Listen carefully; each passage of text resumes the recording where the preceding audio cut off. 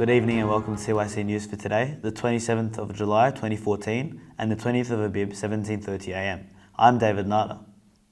In today's headlines, Christians' exodus from Iraq named the greatest mass flight of Christians in the Middle East since World War I. US Secretary celebrates MeriamIshag's arrival in Italy. The MH17 tragedy continues. FIFA rejects calls to move the 2018 World Cup from Russia.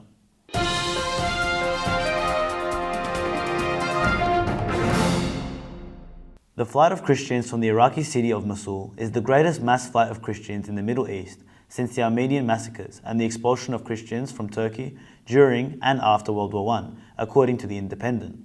Christians are leaving after the Islamic State in Iraq and the Levant ISIS told them they needed to leave the city. If they stay, they must convert to Islam, pay a special tax, jizya, or be killed. In a report published on Sunday, the newspaper pointed out that ISIS, which is currently controlling an area larger than Great Britain, has already eliminated many ancient Christian communities in eastern Syria. The last Christians living in the north of Iraq are fleeing their community, in which they have lived for more than 2,000 years, as the deadline given to them by ISIS passed. Hundreds of Christian families have left to look refuge in the Kurdistan region after they were robbed of all their possessions. ISIS militants burnt the Syriac Catholic diocese located in Medan in the city of Mosul on Friday. An armed group affiliated with the Islamic State also stormed the monastery of Mar Biman on Sunday and expelled the head of the monastery and the priests, as well as all the workers. Iraqi Prime Minister Nouri al-Maliki said in a speech Wednesday that the government would not tolerate the targeting of Christians and other minorities, and would not abandon them, calling on them to remain in the land. US Secretary of State John Kerry released a press statement this week celebrating the arrival of MeriamIshag and her family in Rome. Ishag was staying at the US Embassy pending the Sudanese government's approval of her departure. Her travelling documents were questioned at first, but according to the statement, was released through diplomatic efforts on the part of the US and Italy. Italy's Deputy Foreign Minister for Foreign Affairs, Lapo Pistelli, said that Ishag's passport was returned to her on Wednesday afternoon. Ishag and her family arrived in Rome on Saturday, where she met with Pope Francis. According to news sources, they are expecting to travel to her husband's home in New Hampshire in the next few days.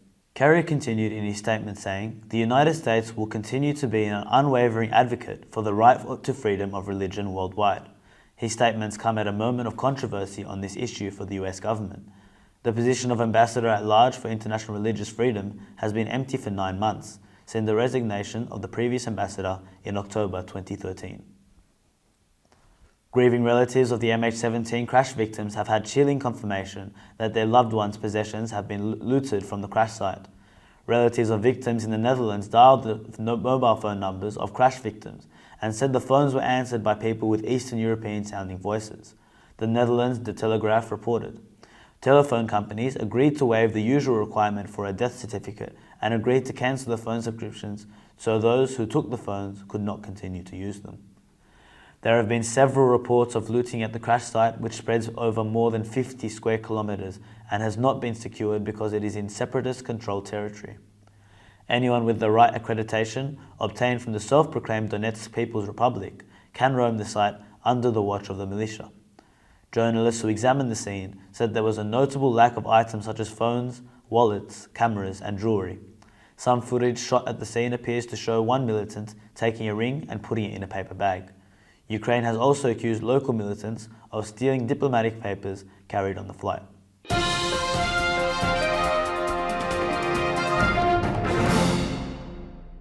FIFA rejected calls to move the 2018 World Cup from Russia, saying the tournament can achieve positive change.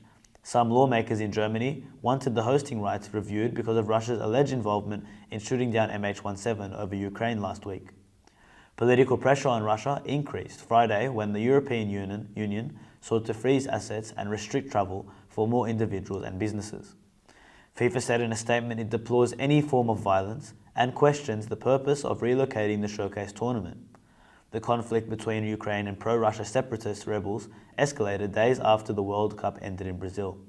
Only July 13 in Rio de Janeiro, Russian President Vladimir Putin attended a World Cup handover ceremony with Brazilian counterpart Dilma Rousseff. Both then sat next to a FIFA president Sepp Blatter to watch the final at the Maracana Stadium, won by Germany. And that's it for CYC News today. Stay tuned for more Christian content of CYC. I'm David Nada, and from the CYC studios in Sydney, Australia, good night and God bless.